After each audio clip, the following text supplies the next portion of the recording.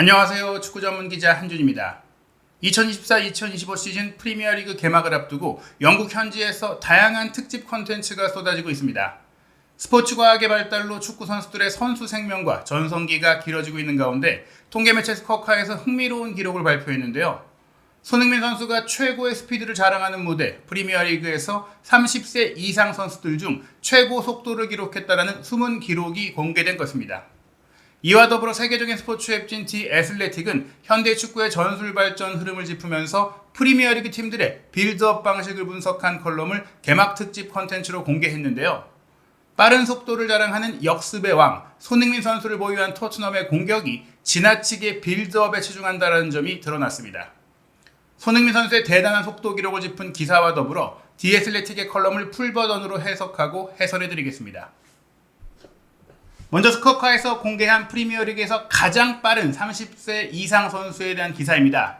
또 다른 혹독한 프리미어리그 시즌이 곧 시작되는데요. 8월 중순부터 5월 말까지 20개 클럽이 각각 38경기씩 총 380경기를 치르게 됩니다. 다른 대회들이 동시에 열린다는 것을 고려한다면 현대 축구의 선수단 규모가 왜 이렇게 큰지 이해할 수 있는데요. 지난 2023-2024 시즌 프리미어리그의 평균 선수단 팀별 규모는 42.8명이었습니다. 그 중에서 풀럼은 평균 연령이 26.4세로 가장 나이가 많은 팀이었는데요. 30살이 되면 축구계에서는 곧 쇠퇴의 시작이라고 여겨지던 시대는 이미 지났습니다. 오히려 의학 및 물리치료의 발전으로 많은 선수들의 커리어가 그리고 전성기가 연장되었는데요. 브라질 수비수 치아고 시우바의 경우에는 지난 시즌 38세 337일의 나이로 프리미어리그 첫 3경기에 연달아 선발 출전한 두 번째 최고령 필드 플레이어로 기록이 되었습니다.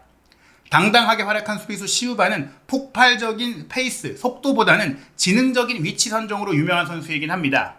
이런 30세 이상의 선수들은 젊은 동료 선수라든지 상대 선수를 따라잡을 수 있는 노련미를 갖추고 있는데요. 그렇다면 실제 물리적인 속도는 어떨까요? 지난 2023-2024 시즌에 어떤 선수가 가장 빠른 선수라고 할 수 있을까요? 통계매체 옵타에 요청한 독점 데이터를 사용해 30세 이상 선수 프리미어리그 스피드 상위 5명을 소개하게 되는데 이 메인 사진에는 그 주인공, 1위의 주인공이 없습니다. 베일에 숨겨놓았던 것인데요. 먼저 5위를 차지한 것은 윌리안 선수입니다. 풀럼에서 활약했고 지난 10년 동안 프리미어리그를 대표하는 스타 중에 한 명으로 첼시와 아스널에서 전성기를 보냈죠. 2022년에 풀럼에 입단하면서 프리미어리그의 모든 경력을 런던에서 보내고 있는 선수인데요. 지난 시즌 풀럼에서 윌리안은 4골을 넣었습니다. 풀럼의 홈경기장 크레이븐 코티지에서 열렸던 토트넘과의 경기, 풀럼이 3대0으로 승리하던 그 경기에서 윌리안이 최고 속도인 34.87km/h를 기록했는데요. 놀랍게도 그 경기에서는 오히려 단 한 번도 1대1로 돌파, 상대 선수를 돌파하지는 않았고 빈 공간을 달려들고 선수 없이 침투하는 그런 파고드는 플레이만 시도하면서 이런 속도를 기록했으니까 공이 없는 상태에서 기록한 속도였다고 볼 수 있겠습니다. 그리고 4위는 웨스트햄 유나이티드의 공격수 미카일 안토니오인데요. 심각한 무릎 부상으로 인해서 미카일 안토니오는 지난 시즌에는 프리미어리그 데뷔 후에 두 번째로 적은 출전 시간을 기록할 수밖에 없었습니다. 33살의 나이인데 그럼에도 안토니오는 6득점 2도움으로 충분히 크게 팀에 기여를 했죠. 2023년 10월 뉴캐슬과 2대2로 비기던 당시 웨스트햄의 다재다능한 공격수 안토니오는 부상에도 불구하고 놀라운 활약을 펼쳤습니다.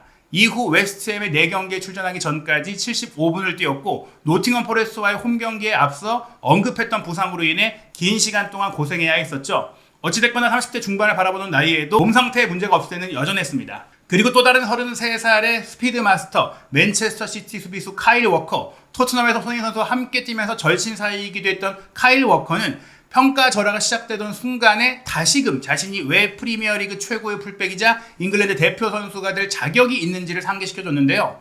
빠른 속도가 필요한 측면 수비수의 포지션은 사실 30대 이후가 넘어가면은 전성기에서 내려오고 후배 선수들에게 자리를 내주기 마련입니다. 게다가 사람마다 선호하는 스타일이 다른 위치이기도 한데요. 카일 워커는 빠르고 공격적이던 풀백 측면 수비수에서 펩 과르디올라 감독 아래에서 어느 정도는 재탄생했다라고 할 수 있을 정도로 전술적으로 뛰어난 선수가 됐습니다.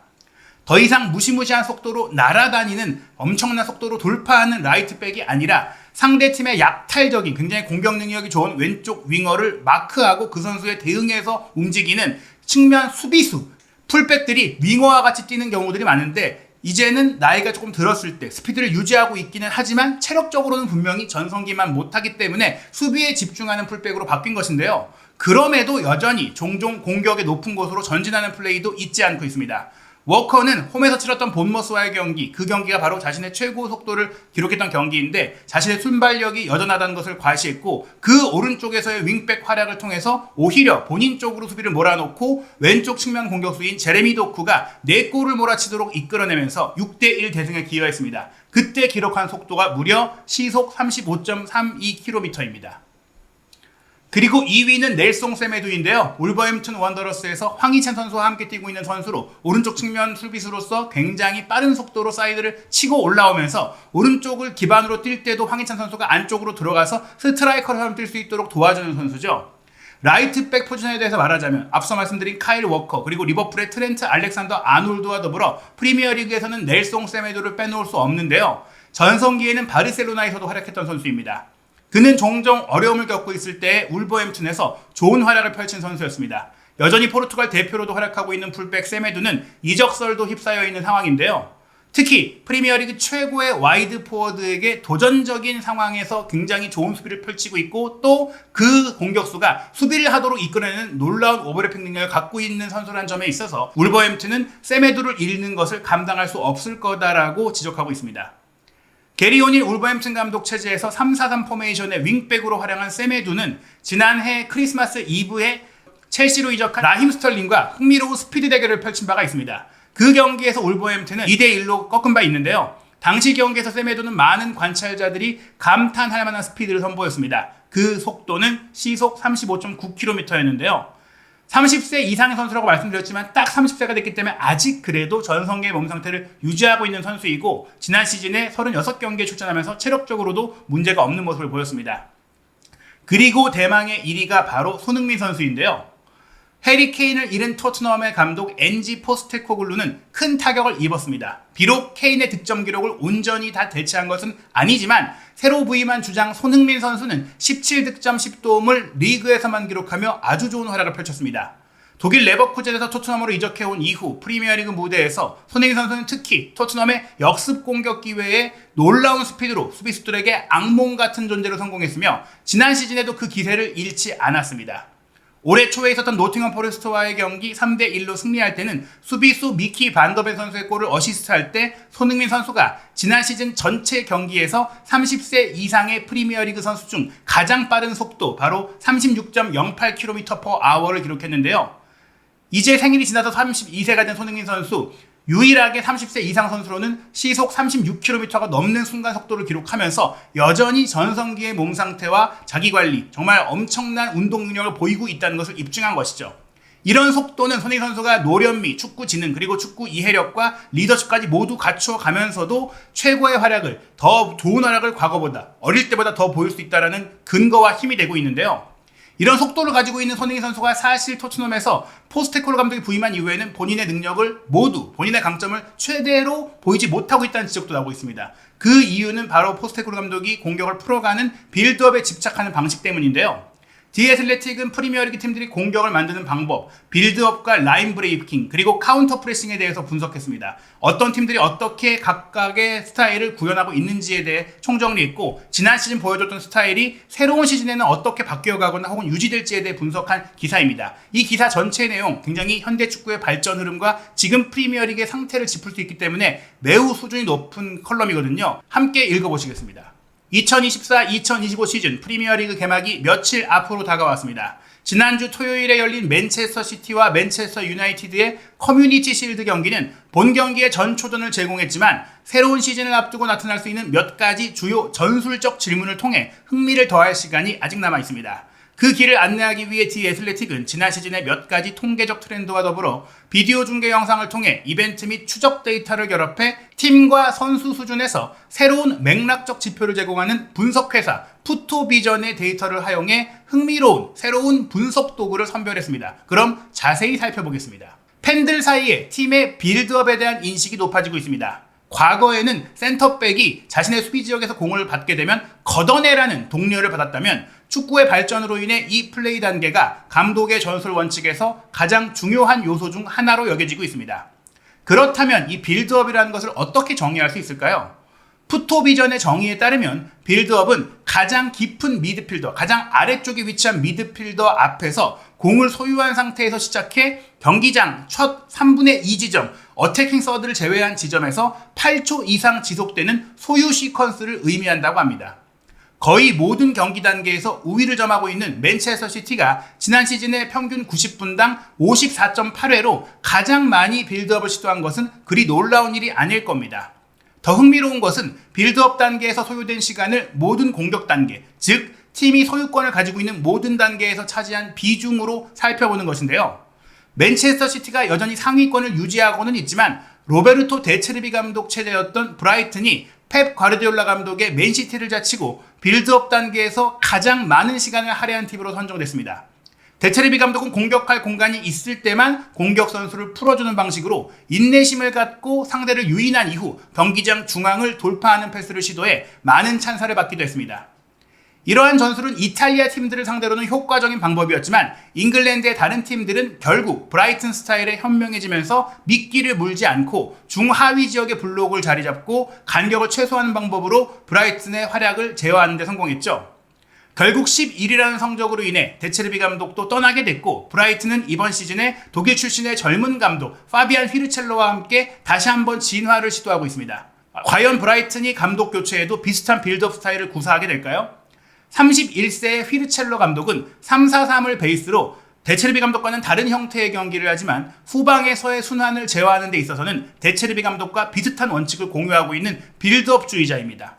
팬들은 새로운 시즌에도 이 숫자가 상당히 안정적으로 유지될 것이다라고 예상할 수 있을 것입니다. 에스턴 빌라가 빌드업에 세 번째로 많은 시간을 할애했다는 사실은 놀랄 수도 있는데요. 스페인 출신의 우나이 에메리 감독이 과감한 소유권 싸움을 하면서 팀을 4위권으로 진입하는 데 있어 핵심적인 힘이 됐습니다. 에스턴 빌라는 골키퍼 에밀리아노 마르티네스를 빌드업 시스템의 핵심 톱니바퀴로 자주 사용했고 센터백들은 상대의 압박을 벌리기 위해서 더 깊은 지역으로부터 넓은 지역으로 뻗어나가는 패스 연결을 시도했습니다. 미드필더들의 지원을 받은 빌라는 좁은 공간에서 편안하게 플레이하며 공을 전방으로 돌리기보다는 추가 패스를 시도하는 경우가 많았습니다. 적절한 타이밍에 상대 선수들이 고립되어 있을 때 에스턴 빌라가 공격수에게 공을 넘겨주면 상대 선수들은 전진된 지역에서 과부하를 일으킬 수 있었습니다. 이 전술이 물론 항상 효과적인 것은 아니었지만 잘 먹혔을 때는 매우 효과적이었고 특히 에스턴 빌라가 아스널을 상대로 2-0으로 승리한 경기는 에메리 감독의 전술이 잘 맞아떨어진 완벽한 예시였습니다. 당연히 빌드업 상황이 많은 팀일수록 소유권을 내줄 기회가 더 많겠죠. 데이터에 따르면 토트넘은 여전히 공격 3선까지 공을 운반할 때 가장자리에서의 잡음, 모래를 제거할 필요가 있었습니다. 풀백이 안쪽으로 들어오는 엔지 포스테코글루 감독의 빌드업 방식은 때때로 보는 즐거움을 선사했지만 토트넘의 90분당 14.9회보다 더 많이 빌드업 상황에서 상대로 인한 턴오버, 공 소유권 상실을 허용한 팀, 공을 빼앗긴 팀은 없었습니다. 포스테코글루 감독은 자신의 원칙에서 벗어나지 않을 것입니다.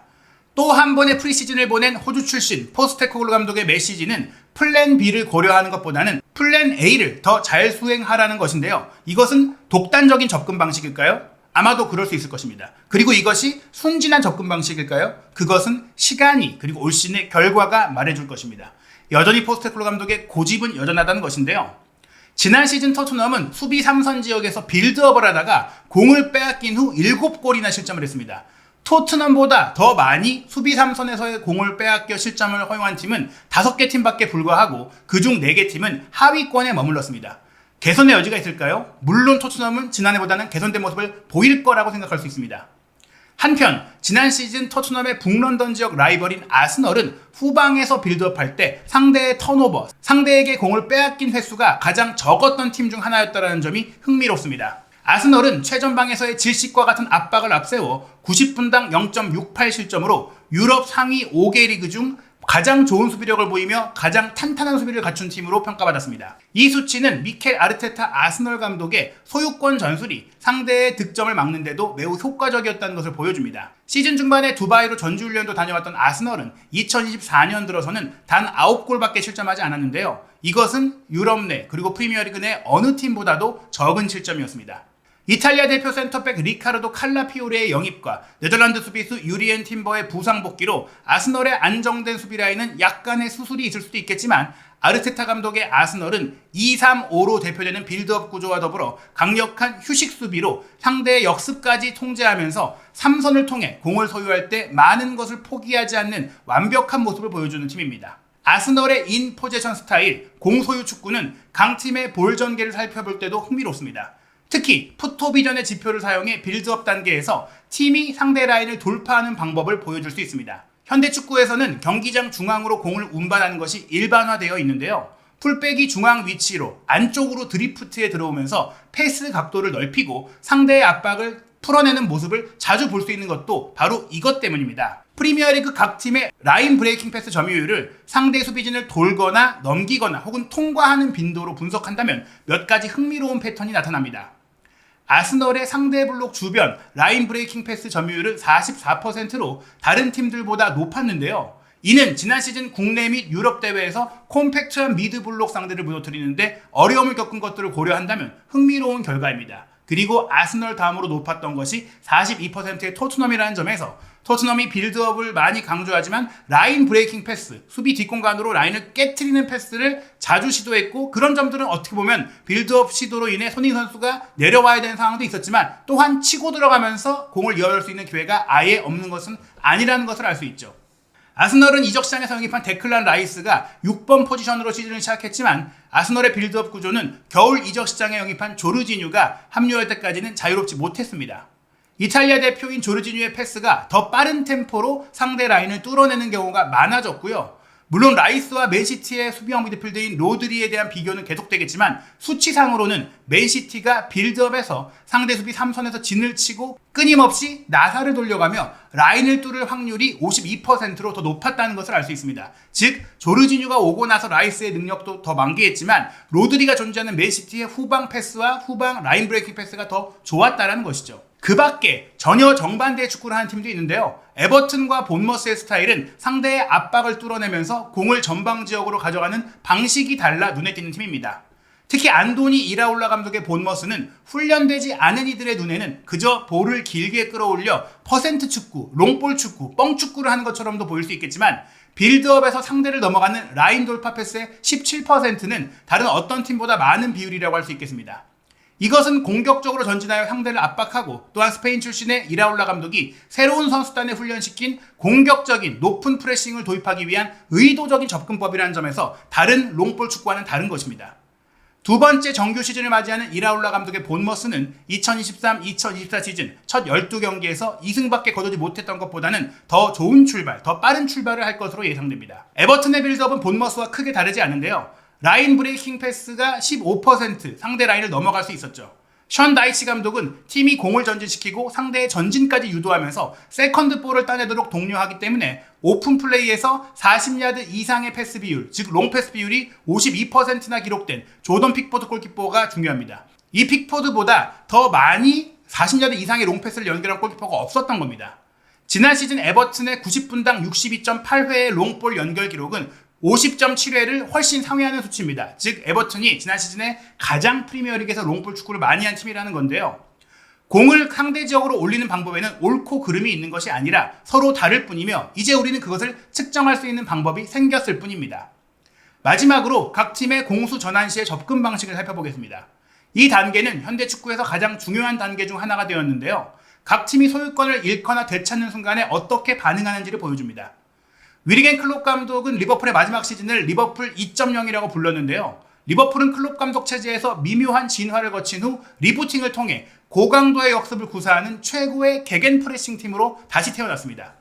풋토비전의 지표를 통해서 볼을 빼앗긴 후 빠른 리커버리, 5초 이내에 공을 되찾는 횟수가 상대의 전반 전체 볼 손실에서 차지하는 비율을 통해서 확인할 수 있는데요. 마찬가지로 공을 빼앗긴 후에 전환되는 순간에 저지른 파울의 수치도 살펴볼 수 있는데 이것은 전술적 파울의 유용한 대용어입니다. 이 두 가지 지표를 함께 매핑하면 클롭 감독 체제 리버풀 선수들이 얼마나 열정적인 접근 방식으로 다른 선수들보다 전방 압박에 있어서 돋보였는지를 알 수 있습니다. 그리고 또 하나 주목할 팀이 다시금 나오는 토트넘인데요.